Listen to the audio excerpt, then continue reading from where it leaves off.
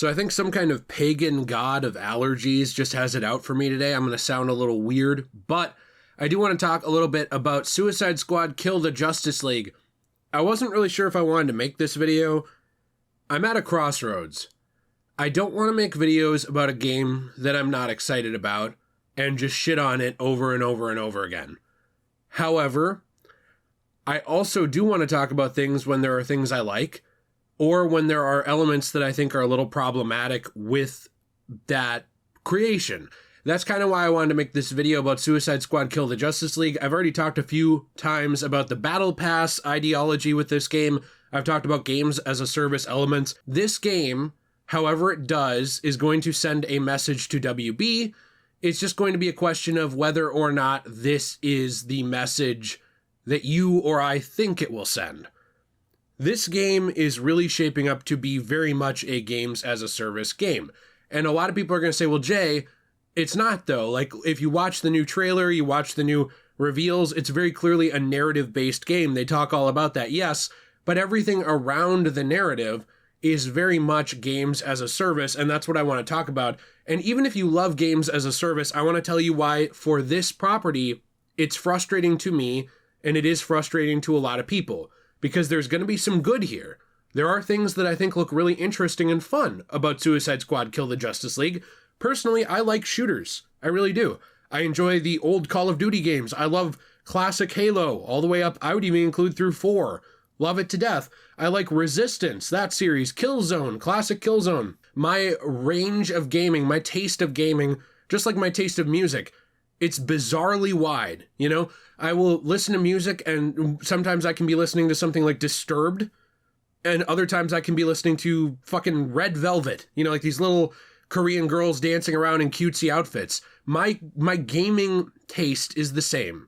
I can play games like Star Ocean, just a ridiculously long, in-depth JRPG, or Elden Ring, or Call of Duty. And there's no problem with people who are excited for this game. That's great. Good for you. But there is a very big problem I have with this game that was revealed with the pre-order page of the game, which is essentially that this game can be taken away from you at any time that WB wants to. Anytime WB Games decides, you know what, you're done playing Suicide Squad, it's over, too bad, it can be taken away from you. Because, like any always online game, which we've already confirmed is the case here, this game does say on the frequently asked questions page online, officially cited, that this game requires an internet connection, and I will read it to you directly. It straight up says, and I quote from their page on the Q&A, is an internet connection required to play Suicide Squad Kill the Justice League? The answer, an internet connection is required to play Suicide Squad Kill the Justice League solo or for online co-op.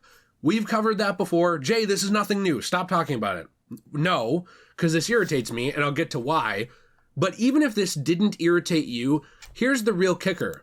They have included in the pre-order page, and I quote, WB Games may modify or discontinue online services with reasonable notice at any time. This means if they wanted to, you could pay $100, which is what it is, for the deluxe version of this game. You would get everything that you wanted. You'd get your 72-hour early launch access. You'd get the classic outfits from pre-ordering. You'd get the Rogue outfits for the PS5 digital only. Of course, that's a thing now. PS5 digital only. It's not even just a digital only pre-order bonus. It's now a platform specific digital only pre-order bonus. You'd get your notorious weapons. You'd get a Battle Pass token. They're very blatant with the Battle Pass stuff here. Which I commend them for being transparent on it, but it's still frustrating. There are things with this game that are cool. For example, they said a lot of the content seasonally is going to be free. New characters, story updates, stuff like that, free. A lot of what is going to actually be in the Battle Pass appears to be cosmetics. If you don't give a shit about that, you don't care at all about cosmetics, good for you. For people like me, it's frustrating that this is not something you can just buy, right? Like with Spider-Man PS4 or Remastered or Spider-Man 2, depending on if it goes this direction, or even the old Arkham games like City, Night, Origins, you would buy DLC and it would come with extra cosmetics. You would just get them. You wouldn't really have to earn them. They'd just be included and you'd have that.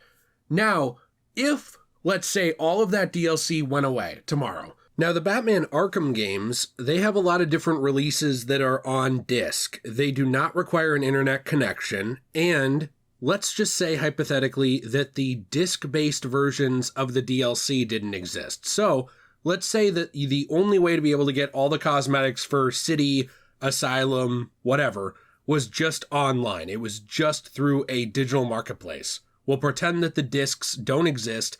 The only discs or digital downloads that you have now are just the core games. Let's say tomorrow, all of the content around Arkham, all of the online stuff is just removed from digital marketplaces. It is gone. You would still, as long as you have that disc or you have the game digitally installed, you would still have a very big game, I would say. Like, no matter what game we're talking about, you'd still have a very big core experience with Arkham Asylum, or a very big core experience with City. You'd have a very big core experience with Knight or Origins, whatever. You would have a game to play. Yes, it would be missing some costumes, some updates, some DLC, and that stuff sucks. That's something to talk about with game preservation that already irritates me. But I understand that the chicken has flown the coop on that one. But now we're getting to the point here where the game itself, if the internet went away, would be gone. According to their FAQ and according to what they're saying on this pre-order page, if they ever decide to shut down Suicide Squad Kill the Justice League, you lose the game. You don't get to play it anymore unless this is changed. And if this is changed, that would be great. Now, personally, I don't really think the Battle Pass model, I don't think the games as a service model, I don't think this kind of stuff fits games like this, nor did it fit games like Shadow of War, which was also under WB Games, where Monolith was basically bullied by WB Games, in my opinion, into kind of putting this games as a service loot box crap into the game. I don't think that things like that fit these games. However, I also understand the corporate argument. Their argument is, well, why do you accept it with other games? Like, you know, people will play Fortnite, and they'll make, Fortnite makes billions of dollars. Why can't we do that? I understand the argument from a corporate side to look at someone else and what they're doing and say, hey, that's not fair that they're making that kind of money. We should make that kind of money. But here's the thing.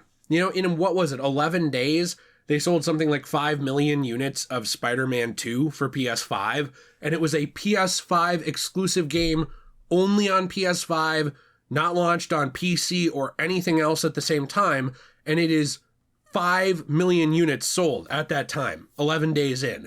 If you make a good game, even if it's just single player, and you really market it, you push it, you get that good reputation, which WB Games, I think, does not really have anymore, and I think Rocksteady is squandering a little bit, especially since their co-founders, Sefton and Jamie, left. Well, if you don't have that kind of built-in goodwill, you don't have that kind of built-in hype to your new thing, and ride it well, yes, of course, you're going to have some problems.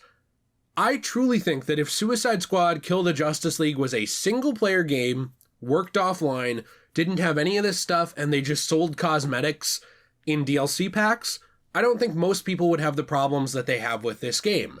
But it is a multifaceted problem that people have. I will fully transparently tell you right now, there are games as a service games or online-only games that I have enjoyed throughout my time existing. But I've also found that a lot of those games are fleeting. A lot of times I don't really return to them after a while because they're kind of pumped out like a fast food disposable experience. You play the game, you unlock stuff, you're having a good time during it, and then you move on. It's the Call of Duty multiplayer formula. It is the NHL or NBA or, whatever formula. It's this formula of getting you to play the game, getting you to spend more money, spend more time, spend more money, spend more time, and move on.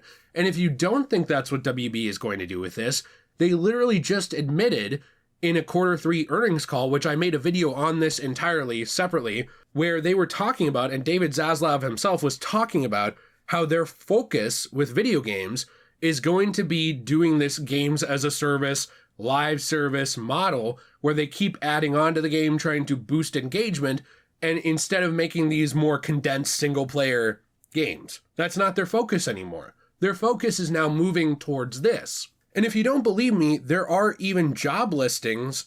Channels have made videos about this already. It's been floating around on Twitter as well, but there were job listings going around basically talking about Wonder Woman where there are actual job listings that suggest there could be live service elements to even Monolith's Wonder Woman game.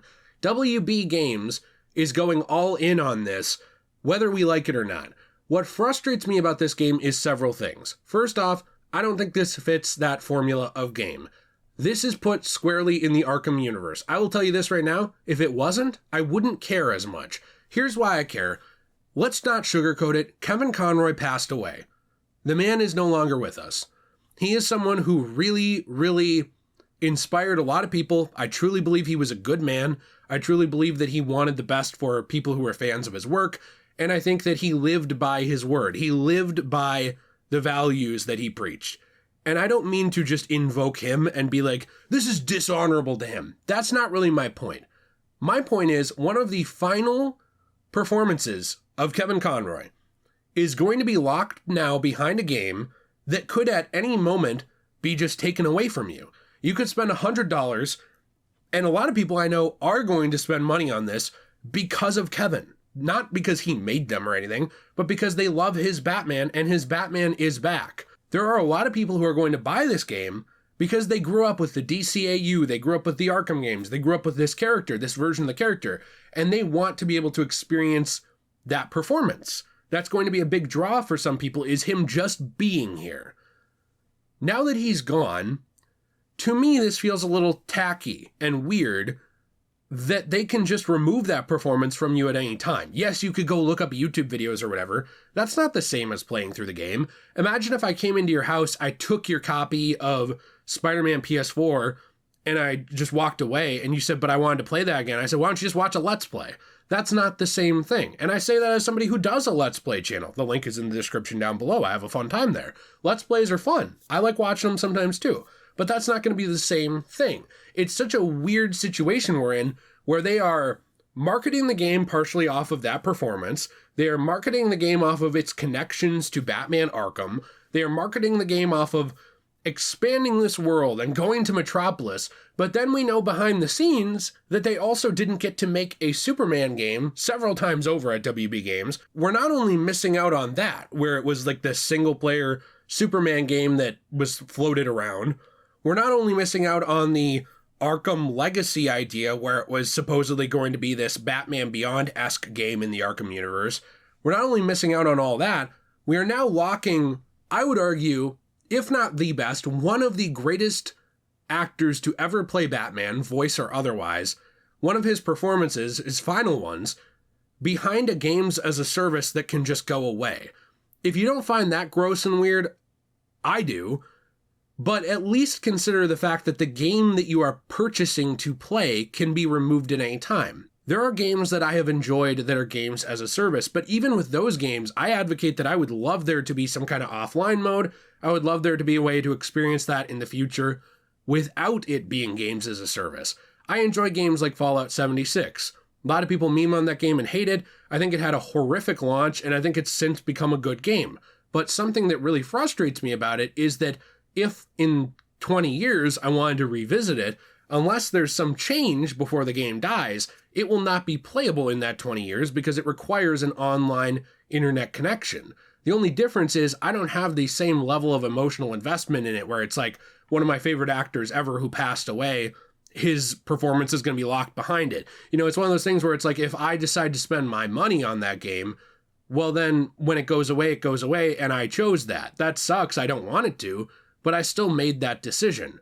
I'm trying to highlight with this game that that is a decision that unfortunately people are going to be put in the shoes of making. Because if this game doesn't sell, I don't think it's going to send the message that we think it will to WB. WB is stupid. I'm sorry, but they are. Most companies, especially American ones for some reason, American and European-based companies, they don't understand how to listen to people. They don't understand how to actually evaluate the money that they made or didn't make. What they will do is they will have some kind of caveman-esque take on it. They will see, oh, people didn't buy Suicide Squad Kill the Justice League.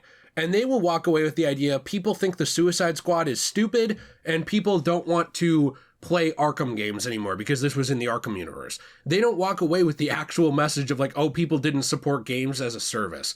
You know, I honestly would not be surprised if when, you know, Marvel's Avengers kind of failed if they walked away, not WB Games, but the people who created it, at Crystal Dynamics and Marvel and Disney and all them, I wouldn't be shocked if they walked away with the idea that people don't want Avengers games. Because it's like they can't actually understand what people are saying, which is weird to me because it's everywhere. All over the internet, filling the comments sections, filling Twitter threads, Reddit, everywhere. People are saying, hey, what about game preservation of this game? Like, I like the gameplay loop. I like the way that Harley Quinn looks. I like the character interactions. Because those are things I like in this trailer, in the new gameplay reveals. Like, for example, the new classic skins look awesome. Shouldn't be locked to pre-orders, but they're awesome. The new movement system, traversal, looks awesome. I think it's really cool. The shooting looks fun. It's like people are acknowledging a lot of these things. Some people, it's not going to be for them. That's cool. That's fine. But there's a lot of people who are acknowledging like, hey, I think these things look good. But what about the preservation of this game? What about this story? What about these performances? What about this universe? You're adding on to a universe. You're adding on to a world and you're making a big deal about expanding it. Well, what if I want to revisit that world in the future? The fact that I can pop in Arkham Asylum, even a Xbox 360 disc, and competently play through the game now on a machine that runs fine and it doesn't really have any major issues, that's awesome. You know, that's something that people do. Even the people who are like really young gamers who are like, I don't care, I'm just going to play the newest, best thing and then I'm going to move on. You need to understand that there are a lot of people who do go back and play those things. The same way that people go back and listen to music that's more than 2 years old. The same way people will go back and watch the original Star Wars trilogy, even though it's from, you know, basically the late 70s into the 80s.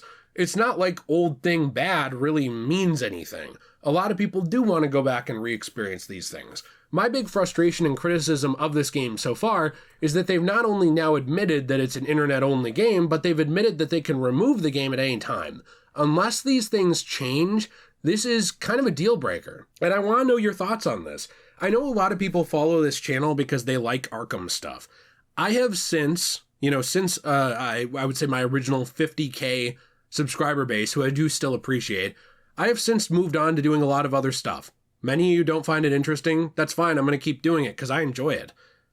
But I don't really feel like, I don't know what to feel like with this game. It's like, do I buy this game because you guys want to see content on it? You know, because you guys want to see the game? Do I buy this game because I enjoy the characters and I enjoy the world and I really want to see Kevin's performance because that's probably the thing that's the biggest to me? Or do I just pass on it? Because I truly feel like if I pass on it, I'm just telling WB that I don't care about the world anymore because they're too stupid to actually hear the real message behind why people are critical of this. I don't have anything against people who buy the game. In fact, I'm on the fence of what I should do, which is why I'm asking you your opinion about what I should do and what you're going to do. Because I really don't know. I don't think they're going to get the message from this.